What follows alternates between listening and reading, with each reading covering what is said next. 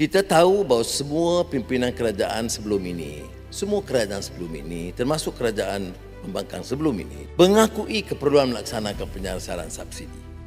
Namun ia tertangguh kerana tiada tekad politik. Maka memaknai subsidi pada pendapat kami adalah keistimewaan rakyat Malaysia. Dan bukan untuk warga asing. Bukan untuk syarikat besar. Kerajaan menyasarkan subsidi supaya dana awam sampai kepada rakyat.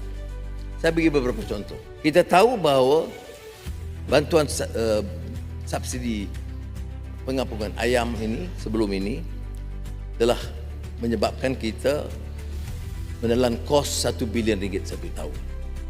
Tetapi pengampungan ini telah berjaya menjimatkan RM1 bilion dan harga ayam tetap terkawal.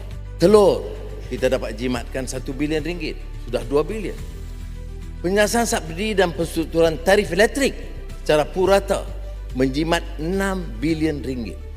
85% pengguna tidak dikenakan sebarang kenaikan tarif walaupun diwar-warkan seolah-olah rakyat tertekan. Tetapi yang nyata mereka melihat sendiri tentang nikmat penurunan bil setelah penyasaran subsidi elektrik.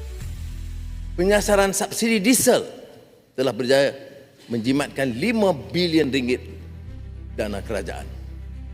Dan sektor pengangkutan awam, nelayan dan logistik dapat menjamin dengan bantuan harga subsidi iaitu RM200 diberikan. Penyasaran subsidi RON 95 yang amat digeruni dan kempen besar-besaran menentang, tapi setakat ini berjaya menjimatkan RM2.5 bilion wang kerajaan. Bayangkan harga minyak turun ke RM1.99. Warga asing bayar. Rakyat Malaysia dapat menikmati kemudahan yang sukar dinikmati oleh negara-negara lain.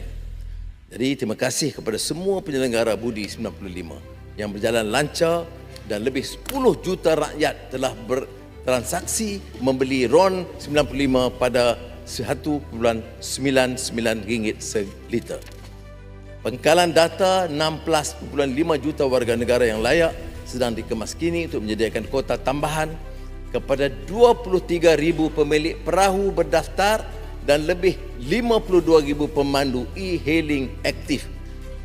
Perahu berdaftar yang kebanyakan di Sabah dan di Sarawak.